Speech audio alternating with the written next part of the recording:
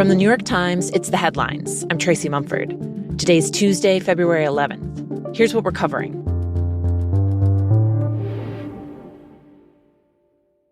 The Trump administration and the courts have moved one step closer to a major showdown. On Monday, a federal judge said for the first time that the White House is defying a clear and unambiguous judicial order.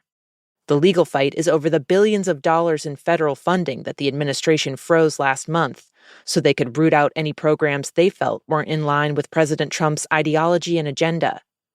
The judge had ordered the administration to keep the money flowing, but they have not fully complied, and there are reports that they've frozen even more money since then. The judge said yesterday that there is no legitimate reason for the White House not to be following his orders. In a statement, though, a White House spokesman was openly defiant, claiming that, quote, every action of the Trump-Vance administration is completely lawful, and that any challenge against it is nothing more than an attempt to undermine the will of the American people. The administration's refusal to release federal funds might not be the only court order they're ignoring. Yesterday, a federal workers group said the administration is still putting USAID employees on leave, even after a judge told them to stop. If the White House continues to openly flout orders from the courts, the government could be headed towards a high-stakes constitutional clash between the executive branch and the judicial branch. Meanwhile, a move by the Justice Department on Monday is raising questions about influence and fairness under the Trump administration. The department told federal prosecutors to drop their case against New York City Mayor Eric Adams. Adams was charged last year with conspiracy, wire fraud, bribery, and soliciting illegal campaign contributions. He spent the last several months currying favor with President Trump, attending the inauguration and visiting him at Mar-a-Lago. The DOJ now says it wants the case against Adams dropped not because of the facts involved, but in part because the charges could interfere with Adams's job, including his ability to cooperate with Trump's immigration crackdown.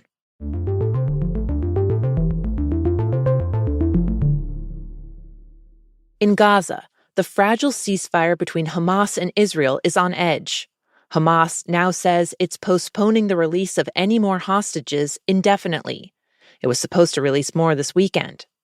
The group has accused Israel of violating the agreement by delaying the return of displaced Palestinians, blocking the delivery of some humanitarian aid, and opening fire on civilians. This morning, Israeli Prime Minister Benjamin Netanyahu is set to meet with his security cabinet about how to respond.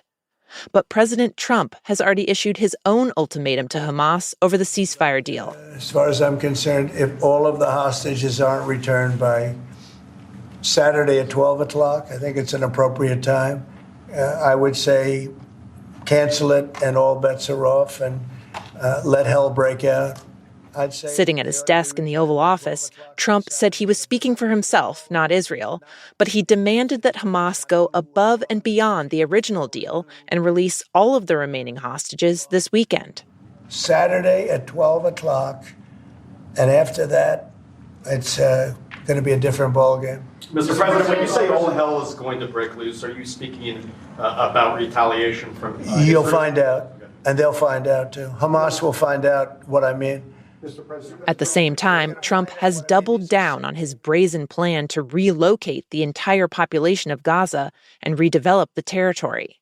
I say we go in, we knock them all down, we just create some, no more Hamas, there's no Hamas there, there's nobody there. We move. While Trump's aides have previously tried to downplay his relocation plan, saying Gazans would only be removed temporarily, Trump said in an interview on Fox News that they would not be allowed to return and that they'd be permanently resettled in Egypt and Jordan. Both countries have rejected that idea, which could violate international law. But Trump is now saying he might withhold aid from them if they don't go along with the plan. The threat puts Jordan and Egypt in a difficult position. Both receive extensive U.S. military aid, but neither one could absorb 2 million refugees without risking massive upheaval. The King of Jordan will be at the White House today, where he's likely to discuss the plan with President Trump.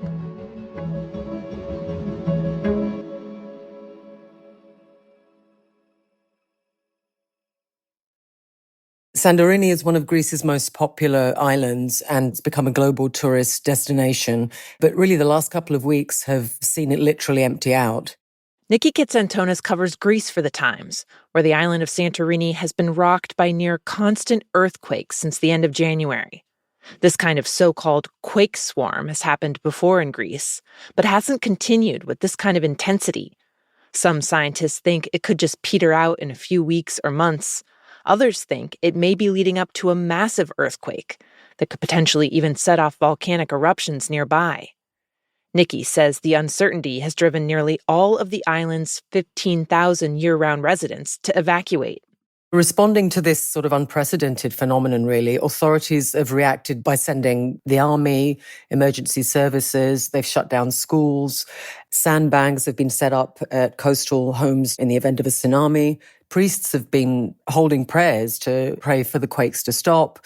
And the residents that have ended up staying are sort of split into two camps. There are some who are just pretty philosophical and taking it pretty much in their stride and saying, it'll pass. There are quakes in Greece all the time.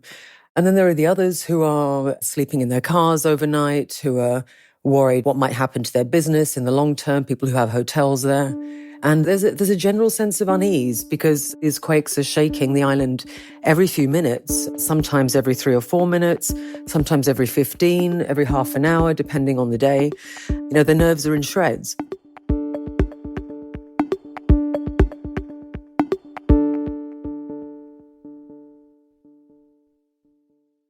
And finally, an animated movie about a charming, adorably ugly child who is the reincarnation of a demon has become the highest-grossing movie in China ever. Ne Zha 2 has had more than $1.2 billion in ticket sales in less than 2 weeks. It's got a Pixar-ish look and is based loosely on Chinese mythology. And its success represents a huge shift for the film industry in China. Hollywood films used to dominate the box office there, but those no longer really break through. Instead, Chinese-made movies with patriotic messaging or cultural references have become the top performers. The Communist Party and Chinese state-run media are hailing Ne Zha 2 as proof that the country can tell its own stories without relying on Western studios. Basically, they're saying China doesn't need Disney to make a Mulan anymore. With one newspaper saying Ne Zha's success proves, quote, no one can narrate China's myths better than China itself. Those are the headlines. Today on The Daily, what Trump demolishing USAID could mean for American power and influence overseas. That's next in the New York Times audio app, where you can listen wherever you get your podcasts. I'm Tracy Mumford. We'll be back tomorrow.